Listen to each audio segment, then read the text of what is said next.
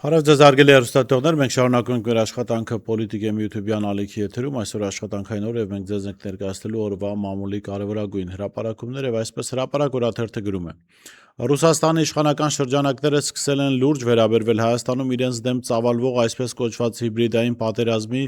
ՌԴ եւ Պուտինի դեմ շրջանառվող տեղեկություններին, որոնք հիմնականում տարածվում են իշխանական եւ իշխանամերձ շրջանակների կողմից։ Մեր տեղեկություններով հայաստանյան հայտնի սիթքոմներից մեկի իշխանական դերասանի հակապուտինյան հարցազրույցներից ու հայտարարություններից հետո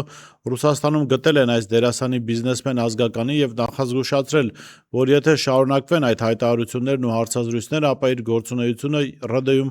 եւ կեցությունը կդառնան օրերի հարց։ Երեկ մենք տեղեկացանք, որ Նիկոլ Փաշինյանը հերթական հետապնդման նոր սերիան է սկսում դիմադիր գործչի նկատմամբ, այս դեպքում Բարգավաճ Հայաստան կուսակցության ցուցակի երկրորդ համարի դեմ, Մայր Հայաստան կուսակցության ղեկավար Անդրանիկ Թևանյանի դեմ,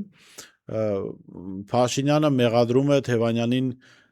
պետական դավաճանության մեջ, իհարկե մենք գիտենք Փաշինյանի մեղադրանքների որակը, հավաստիությունը, մյուս կողմից բավական զավեշտալի է Փաշինյանից լսել որևէ մեկի հասցեին պետական դավաճանության մեղադրանք, որովհետև Հայաստանում երևի 10 մարդու հարցնենք, թե ում եք համարում պետական դավաճան, 8-ը, առնվազն 8-ը Նիկոլ Փաշինյանի անունը կտան, այն երկուսներ երևի կամաչեն Նիկոլ Փաշինյանի անունը տալ։ Հիմա այս կապակցությամբ հետաքրքիր հրապարակում ունի Anna News լրատվականը եւ գրում է. Anna News-ը գրում է. Փաշինյանն անցել է իր ընդդիմախոսների բացահայտ ճնշմանը, այս մասին հայտնում է ռուսական Anna News լրատվականը, հավելելով, որ հասանելի տեղեկությունների համաձայն Անդրանիկ Թևանյանի քրեական հետապնդումը համաձայնեցվել է Զելենսկու հետ նրա Երևան կատարած այցի ժամանակ, նշում է, որ ըստ որոշ տեղեկությունների դրա պատճառն Անդրանիկ Թևանյանի եւ Մայր Հայաստանի կամավորական գործունեությունն էր, որի շրջանակում 2024 թվականին իրականացրեց լայնածավալ մարդասիրական առաքելություն Դոնբաս, դեղորայք եւ այլ անհրաժեշտ մարդասիրական պարագաներ հասցնելով քաղաքացիական բնակության եւ այցելելով հայկական Սփյուռքի ներկայացուցիչներին։ Այսպիսով Փաշինյանը վերջնականապես ստորագրում է իր հակառուսական եւ հակամարդասիրական ուղու տակ, փաստացի արյունալի հավատարմության երդում տալով իր արևմտյան կուրատորներին։ Միթե բազմաչարչար հայ ժողովուրդը դեռ չի տեսնում, թե ինչպիսի հրեշի է շարունակում իշխանությամբ օժտել եւ ինչ սարսափելի հետևանքներ կարող է դա հանգեցնել։ Անդրանիկ Թևանյանի հետ կապված մեկ այլ հրապարակում կա, 7 օրերևն է գրել.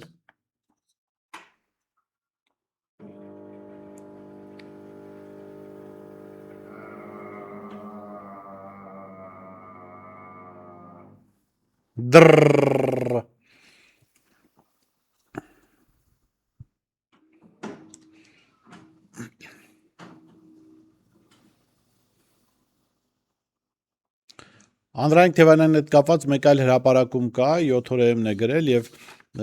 սա բավական հետաքրքրաշարժ տեղեկատվություն է, ուրեմն Նիկոլ Փաշինյանը մայիսի 20-ին հանրահավաքի հարթակից իրավապահներին ապօրինի ուղիղ հրահանգ իջեցրեց գործ կարել Մայր Հայաստան կուսակցության ղեկավար Անդրանիկ Թևանյանի դեմ եւ մեկուսացնել նրան ընտրական պայքարից։ Փաշինյանի այս անօրինական հրահանգին նախորդել էր անհայտ անձանց կողմից Անդրանիկ Թևանյանի բնակարանի շքամուտքի վրա հարձակումը։ Մայիսի 12-ին առավոտյան 5:40-ի սահմաններում բնակելի շենքի տեսախցիկներն արձանագրել են, թե ինչպես են երկու հոգի ուժի գործադրման բացում դուռը, հետո փակում այն եւ հեռանում դեպքի վայրից։ Այնուհետև նորից վերադառնում են ու կրկին փորձում դռան ամրությունը։ Փաստի կապակցությամբ Թևանյանը դիմել է ոստիկանություն, նախաձեռնվել է քրեական վարույթ։ Օրեր առաջ այս դեպքը Մայր Հայաստանում չէին դիտարկում որպես քաղաքական ենթատեքստ ունեցող հանցագործություն, սակայն Նիկոլ Փաշինյանի վերոնշյալ ապօրինի հրահանգները թույլ են տալիս ենթադրելու, որ այս երկու իրադարձությունները կարող են փոխկապակցված լինել, միգուցե փորձ է արվել հոգեբանական ճնշման ենթարկել Թևանյանին, ինչը բնականաբար որևէ արդյունքի չէր կարող հանգեցնել։ Գիտեք, այդ Anna News-ի հրապարակումը ինձ համար բավական հավաստի է, որովհետև Նիկոլ Փաշինյանը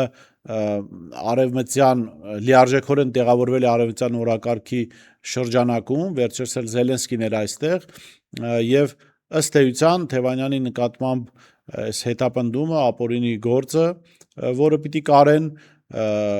ուկրաինական կողմին բավարարելու միջոց է, Որքանով որ ես եմ տեղեկացված, Թևանյանը նաև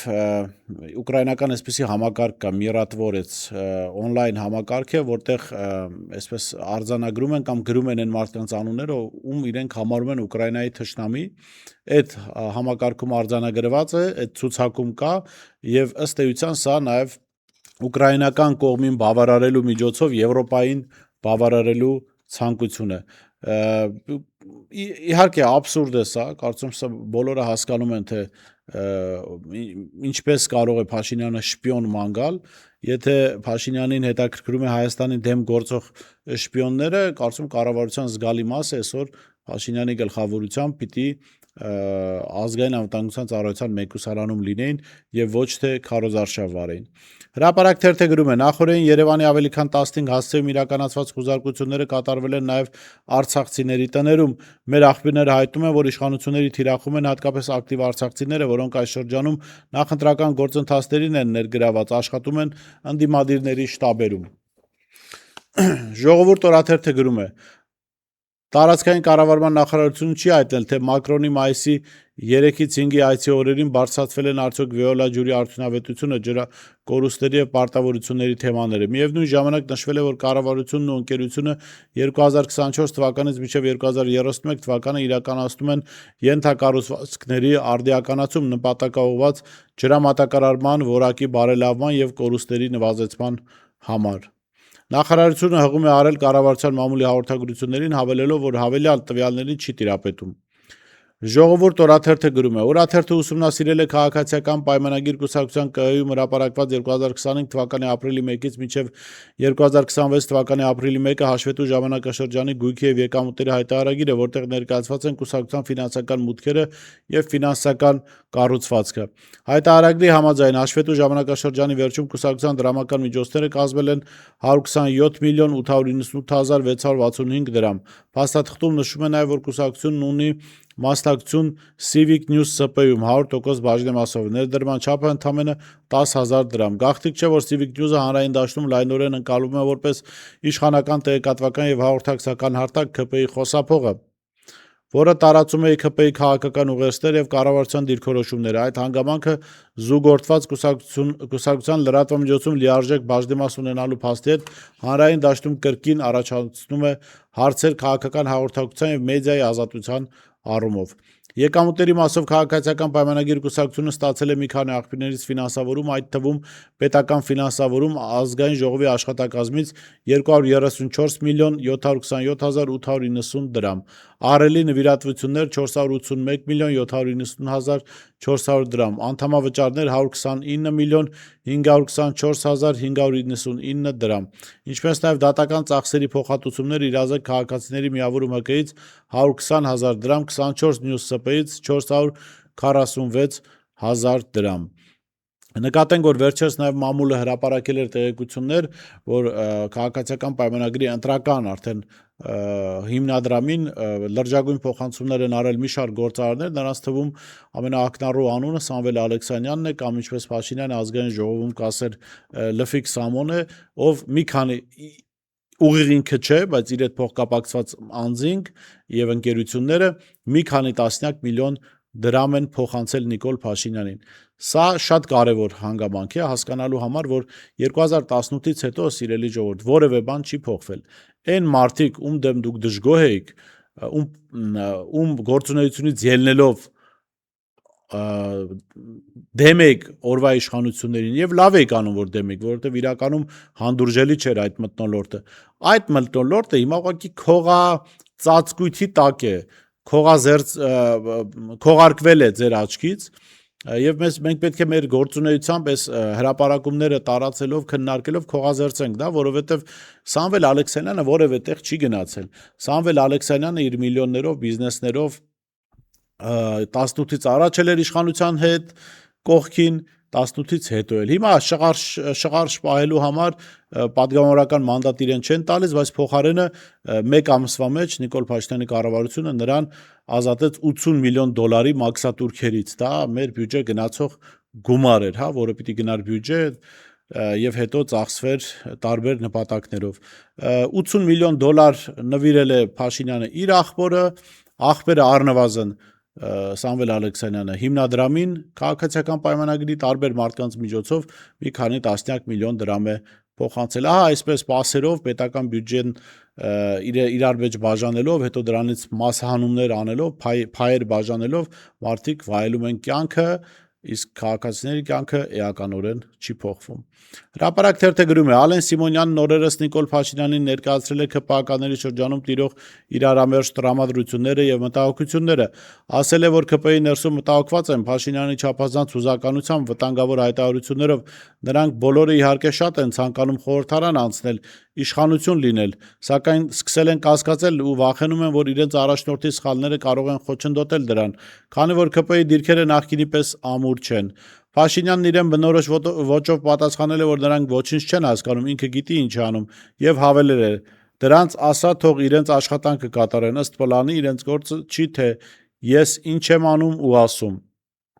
Ընդհանուր առմամբ իհարկե ԿՊ անդամները վստահ են հաղթանակի մեջ, սակայն վերջերս կասկածներ են ծագել, նրանք իրար մեջ խոսում են, որ Փաշինյանը սրում է խաղը, անհաջողության դեպքում նոր իշխանությունն ու ժողովուրդը մեզ խժռելու է, հատկապես արցախցիների եւ եկեղեցու վրա հարձակումների համար։ Փաստ օրաթերթը գրում է.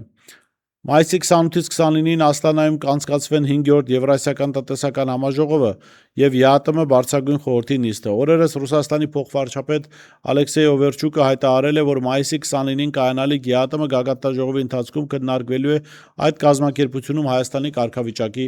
հարցը։ Ըստ Փաստ օրաթերթի տեղեկությունների,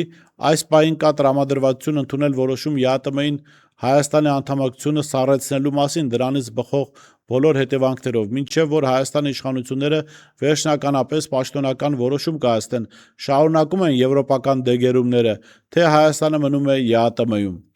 Հրապարակ թերթը գրում է. Քաղաքացիների հետ շփումներից պարզեցինք, որ հասարակական կարծիքի ուսումնասիրման կենտրոնները վերջին օրերին իրենց անցկացրած ցուցարցումների ժամանակ պարտադիր ներառում են հետընտրական զարգացումների հարցը եւ ճշտում են, արդյոք մարդիկ կմասնակցեն պրոցեսներին, մասնավորապես եթե ԿՊ-ն վերընտրվի, իսկ ընդդիմությունը փողոցային պայքար սկսի, կմասնակցեք արդյոք դրան, թե համարելու եք, որ ամեն ինչ վերջացած է, թե որ շրջանակներն են փորձում հանրային այդ տրամադրությունները շոշափել, դժվար է ասել, սակայն Փաստն ինքնին հուշում է, որ հունիսի 7-ով ընտրական գործընթացները չեն ավարտվելու։ Ժողովուրդ օրաթերթը գրում է. Օրաթերթի բացառիկ աղբյուրների փոխանցմամբ գազի գնի վերանայման հարցը կրկին օրակարգում է։ Օրաթերթի կառավարական շրջանակների մոտ կանգնած բացառիկ աղբյուրների փոխանցմամբ Նիկոլ Փաշինյանի կառավարությունն արդեն Գազպրոմ Արմենիայից տեղեկություն է ստացել այն մասին, որ առաջիկայում գազի գինը վերանայվելու է։ Մեր տեղեկություններով խոսքը ոչ թե գնի նվազման, այլ թանկացման հնարավոր սցենարի մասին է։ Այսինքն առաջիկայում Հայաստանի ներքին օրակարգում կարող է կրկին հայտնվել գազի սակագնի բարձրացման հարցը, ինչը բնականաբար շղթայական ազդեցություն կունենա թե շարքային սպառողների, թե տնտեսվարողների, թե ընդհանուր գնաճային միջավայրի վրա։ Հատկանշական է, որ Նիկոլ Փաշինյանը տարբեր առիթներով հայտարարել է, թե Վլադիմիր Պուտինի հետ շուրջ 200 անգամ խոսել է, սակայն ինչպես երևում է, այդ շփումները գազի գնի մասով իրավիճակ չեն փոխում։ Ավելին, անգամ 3 լոռում կատարած այցի ժամանակ Փաշինյանը բավական ընդգծված ձևակերպումներով անդրադարձավ Ռուսաստանի Դաշնությանը, հայտարարելով, որ ՌԴ-ն գերտերություն է եւ Հայաստանի Հանրապետությունը պետք է ակնածանքով վերաբերվի գերտերության հետ հարաբերություններին։ Նա նաև նշել է, որ ինքը այդ հարաբերություններին ակնածանքով է վերաբերվում եւ չի սրում իրավիճակը, սակայն դատելով օրաթերթի ստացած տեղեկություններից, անգամ այդ ակնածալից քաղաքականությունը չի երաշխավորում, որ գազի գնի հարցում Երևանը կկարողանա խուսափել նոր թանկացումից։ Փաշինյանը իհարկե ստում է, կեղծում է, այս մարդը ստի բացարձակ չեմպիոն է, եթե դուք Ռուսաստանի հետ հարաբերություններին ակնածանքով եք վերաբերվում, ինչպես եք թիրախավորում միայն այն քաղաքական գործիչներին, որոնք Ռուսաստանի հետ ամուր դաշնակցային հարաբերությունների կողմնակից են։ Մեկին իբր շպիոն եք բացահայտում, մեկին բացահայտում եք, որ ՌԴ քաղաքացի է, մյուսին ասում եք, որ ՖՍԲ-ի գործակալ է, մեկին ասում եք, որ Պուտինից հրահանգ է ստացել Հայաստանին զրկել ինքնիշխանությունից։ Գիտեք, ի տարբերություն ԿՊԱ-ականների Ռուսաստանում մանկամիտներ չեն նստած Նիկոլ Փաշինյան եւ վստահաբար այս ամեն ինչը վերլուծում են եւ հասկանում են, որ դու շարքային ստախոս ես, շարունակում ես մոլորեցնել ժողովրդին, այս քո խոսույթը հիմնականում իհարկե քո ընտրազանգվածի համար է, դու լավ գիտես, որ Ռուսաստանում քեզ ուղղակի ճանաչում են որպես ավարտված բարոյապես ավարտված մարդ եւ ավարտված ստախոս մարդ, որի հետ այլևս հնարավոր չէ բան պայմանավորվել, հնարավոր չէ որևէ պայմանավորվածություն առաջ տանել եւ հնարավոր չէ անգամ կես վարքյանով հենվել, որովհետեւ դու ոչ միայն դավադիր ես Հայաստանի Հանրապետության շահերի դեմ, դավադիր ես նաեւ Ռուսաստանի դեմ, որը Հայաստանի դաշնակիցն է գոնե թղթերով։ Այսօր այսքանը, լավ մնացեք, կհանդիպենք։